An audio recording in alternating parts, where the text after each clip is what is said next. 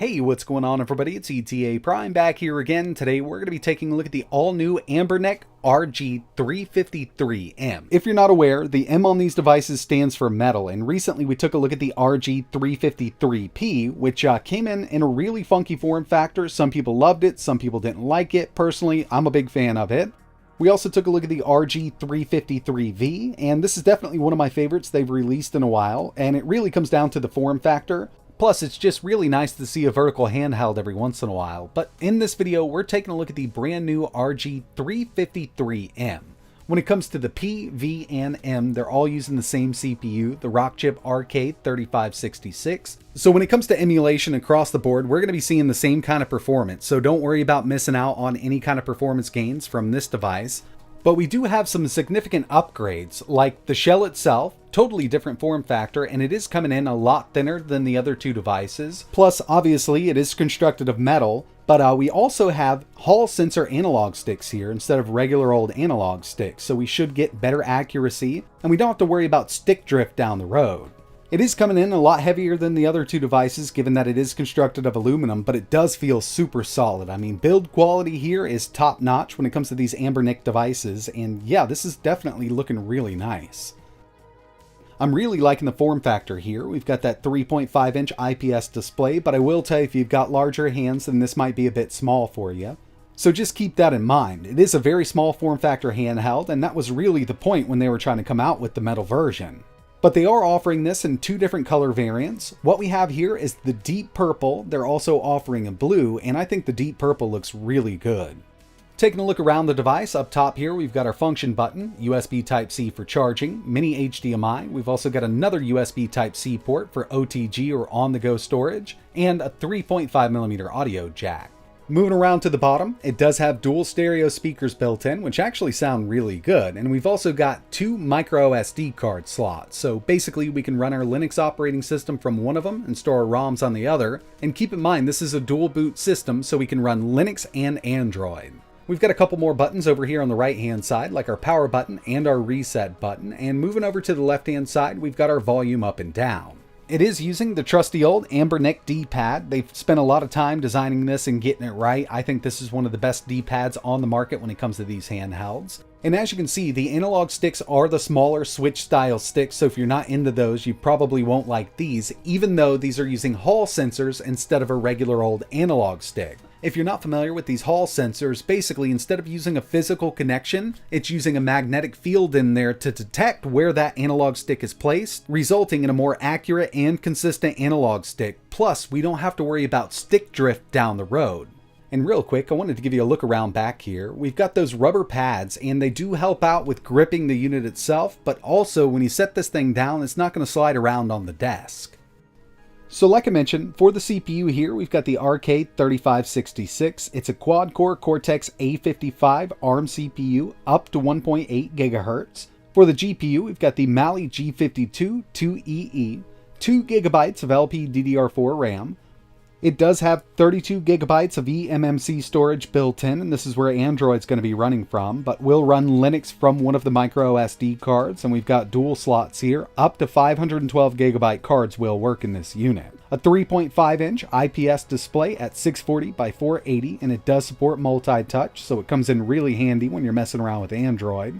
It's got a 3500 mAh battery, and they're claiming up to 7 hours of battery life. I could definitely see them getting around 5 out of this thing, no problem at all. They've also included 5 GHz Wi-Fi and Bluetooth 4.2. And when it comes to the operating systems, we've got Linux, which is basically emulation station. And on the internal eMMC, we've got Android 11. So like I mentioned, we do have the option of going over to Android on this unit, but right now we're in their Linux firmware, and we've definitely seen this before in their handhelds. Emulation station, we've got RetroArch to use some cores for emulators, and there's a few standalone emulators on here also, like PPSSPP for PSP and Drastic for DS, and DS runs great on this device. And since we're running emulation station here, we've got a bunch of themes that we can install. We've got a few pre-installed that we can swap through, but overall, I mean, the experience here in the Linux operating system has been super smooth. And I really do like the form factor. It might be a bit small for some people with larger hands, but I think this is really a great pocketable device, and I do think it's a great carry around. Now, we don't have a super powerful CPU here, but when it comes to the optimizations that have been done with the emulators that are running on here, everything that I've tested so far has worked really well. Now, when it comes to the PSP, I would kind of forget about the harder to emulate games unless you don't mind using frame skip. But even Dreamcast performs pretty decently with the way they have it set up right now. And some of my favorite emulators to run on this device, given the screen quality and the size of the unit itself, are like Game Boy and Game Boy Advance. The first thing I noticed when I started up GBA was they're using the custom shaders in RetroArch, and for some reason I just think it kind of dulls out the brightness of the screen itself. Now, there's a lot of shaders that we could choose from, but right now I'm going to go ahead and turn that off because I kind of like a crisp picture. This shader really does make it kind of look like a real GBA screen, but given we have such a nice screen here, I figured I'd go ahead and just turn it off. And it definitely looks like it brightens it up, and I just kind of like the way it looks without them. And yeah, I mean, we've got more than enough power to emulate these GBA games at full speed. I personally think they look great on this screen, and those built-in stereo speakers actually get much louder than I thought they would. Next up, I just wanted to show off a little bit of DS emulation, and they're using the Drastic emulator here. If you've ever messed around with this emulator, you know it's very good on lower end hardware, so we're going to get great performance with DS. And the hotkeys are already pre-configured, so we can swap these screens around. You can go dual screen if you want to, but having that dual screen really does make it much smaller.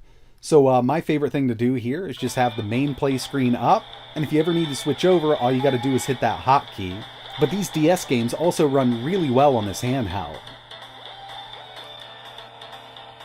Next up, we've got some Dreamcast, and this was actually pretty impressive. This is some of the best performance that I've seen out of this chip with Dreamcast, but it's really come down to the configuration that they have. Frame skip is on, so we're only running this game at 40 FPS, and usually I hate frame skip, but I really don't notice it. To tell you the truth, if I was playing this and didn't have that frame counter on in the top right hand corner, I'd say this was running really close to full speed. I wanted to show off one more Dreamcast game. We've got Crazy Taxi 2, and the one thing that I'd like to go in and change is just the button configuration. Gas is set to the right shoulder button, and since we have those inner shoulder buttons on this device, it's a bit cumbersome to get up to. Can get annoying, but this can be configured, so you could go ahead and change this if you needed to. But I'm actually really impressed with the performance of Dreamcast on this device. Next thing I wanted to do here was just show off this D-pad, and yeah, I've always had really good luck with these Anbernic D-pads. We've got some PS1 here, and I'm just pulling off some of these special moves. At first, the D-pad was a little tight, given that we've got this metal shell, but after messing around with it for a few rounds, it loosened right up, and yeah, I mean, you can definitely use this D-pad for fighting games, no problem. So I was just on PlayStation 1, but I wanted to show off a harder to emulate game here. We've got Bloody Roar 2. I always have to turn the music off for this one, but we're running at 60. This chip has more than enough power for PlayStation 1, and nowadays, I mean, we can run PlayStation 1 on basically everything. Moving over to some PSP emulation, and for the easier to emulate games, the RK3566 can hold its own, but once you start moving up with the harder to emulate stuff, you will see it kind of fall on its face with no frame skip. Here's Tekken 5 or Tekken Dark Resurrection, easier one to emulate. But as soon as we go up to Tekken 6, you'll see we're using the same exact settings, 1x, no frame skip. It's really hard pressed to keep a steady 60. And finally, everybody always wants to see it running, God of War. So this is actually with frame skip set to 1. Usually this game runs at 60. With frame skip on, it runs at 30. So in order to run this game, a little smoother, you'd have to set frame skip to 2, and in turn, this game would run at about 15 FPS. We just don't have enough power for these harder to emulate PSP games. So what we've seen so far is all on the Linux operating system. In order to get over to Android, we're just going to remove this card here. We're going to boot the unit up, and it's going to boot right into Android. Remember, this is pre-installed on the internal eMMC storage. And here it is, Android 11, super easy to navigate because we've got that touchscreen built in. Lots of emulators pre-installed, but no Google Play. You could always sideload apps if you want to, or install a third-party market. One thing that I would use Android for would be N64. In my experience, it just performs better in Android on these chipsets than it does in Linux right now. And there is some custom software built into this version of Android. We can swap the button layout really easily, so if you want to go with kind of a Nintendo or a Switch style, you can swap it from here or go right back to the Xbox style button layout. And for a little while now, with these Anbernic devices that do support Android, we've got their custom front end. And it does make it really easy to start playing your favorite retro games in Android, but there's not a lot of customizability, at least in the back end here. Usually with these newer front ends, we can swap out the emulator we want to use per system. Right now, it's kind of set with what they've got it set up with. Hopefully this changes down the road, but yeah, some people do like using this in Android. And yeah, you can run Moonlight on this device. You could actually run Moonlight inside of Linux or Android, or if you want to go with Steam Link in Android, that'll also work. We've got 5 GHz Wi-Fi here, but keep in mind, it's got a 4:3 aspect ratio display, so if you're trying to stream newer games from your PC, they just don't look right. Now, you could always stream higher-end emulators that won't work on this hardware here, like GameCube, but it's really up to you. The form factor here is great. Now, like I mentioned, it is a bit smaller than some of the other devices, so if you got larger hands, it might be a bit small for you. But it's a perfectly pocketable device. We've got a lot of I/O. Those Hall sensor analog sticks are definitely a big plus, but you know, when it comes to the higher end stuff, there's not much that we're going to be able to emulate that'll take advantage of both of those. But there are still thousands and thousands of retro games that we can play on this, whether you want to use Linux or Android. I'd say this device would be perfect for somebody who liked the performance they saw with the RG353V and the P, but didn't like the form factor. Now, I wouldn't run out and buy this specifically for PSP emulation, given the aspect ratio here. You can stretch it out a bit. They do have a script in Linux that'll allow us to kind of zoom in on that PSP emulation. But, you know, with the power we're putting out here, we just can't do those higher end games. And that's kind of the limit here, up to PSP, unless you want to stream higher end stuff from your own PC. But in the end, it's really up to you. If you're looking for a good pocketable device that you can play on the go, then this might be a great choice for you. But keep in mind, I mean, our limit here is, you know, PSP. The lower end PSP games will play fine on this, but anything over, it's just kind of a no-go right now. So that's going to wrap it up for this one. If you're interested in learning more, maybe picking one of these up, I will leave a few links in the description. And if there's anything else you want to see running on the RG353M, let me know in the comments below. But like always, thanks for watching.